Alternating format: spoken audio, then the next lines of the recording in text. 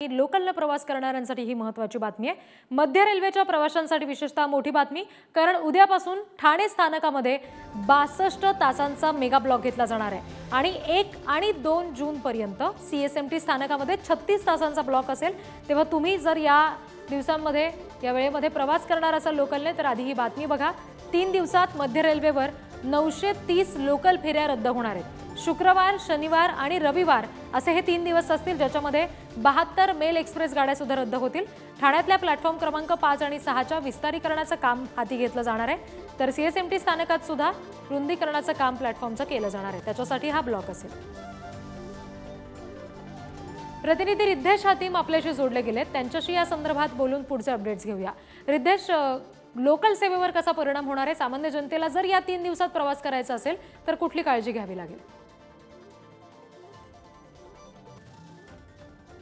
पहिल्यांदा सर्वप्रथम जर सामान्य जनतेला काळजी घ्यायची असेल तर त्यांना वेळपत्र बघूनच त्यांचा 3 दिवसाचा पुढील जो नियोजन आहे तो करावा लागणार आहे। अर्थात उद्या, परवा आणि तेव्हा अर्थातच 31, 1 आणि 2 हे 3 दिवस हा मध्य रेल्वेवरती जम्बो ब्लॉक हा घेण्यात येणार आहे आणि या 3 दिवसामध्ये अर्थात आज रात्री 12:30 वाजल्यापासून ते रविवारी दुपारपर्यंत हा सलग 3 दिवस हा जम्बो ब्लॉक असणार आहे। आपण एकंदरीत पाहिलं तर सीएसएमटी इकडे प्लॅटफॉर्म नंबर 10 आणि 11 याचं रुंदीकरणाचं काम सुरू आहे आणि त्याचं विस्ताराचं काम सुरू आहे, कारण या प्लॅटफॉर्मवरती जवळपास 24 डबे बसावे त्या अनुषंगाने हा संपूर्ण प्लॅटफॉर्मचं बांधकाम आहे ते केलं जाणार आहे आणि त्यामुळे हा जम्बो ब्लॉक हा असणार आहे। मात्र ह्याचा फटका संपूर्ण मध्य रेल्वेवरती आपल्याला पाहायला मिळणार आहे। 3 दिवसाचा हा कंटिन्यू हा ब्लॉक असणार आहे, त्यामुळे जर नागरिकांनी प्रवास करायचा असेल तर त्याच्याकडे संपूर्ण वेळपत्र बघून प्रवास करा। त्याचबरोबर मध्य रेल्वेने सर्व जे कंपनी आहेत त्यांना देखील निवेदन दिले आहे की सर्व जे वर्कर्स आहेत त्यांना वर्क फ्रॉम होम द्यावं। त्याचबरोबर बीएसटी असेल व इतर काही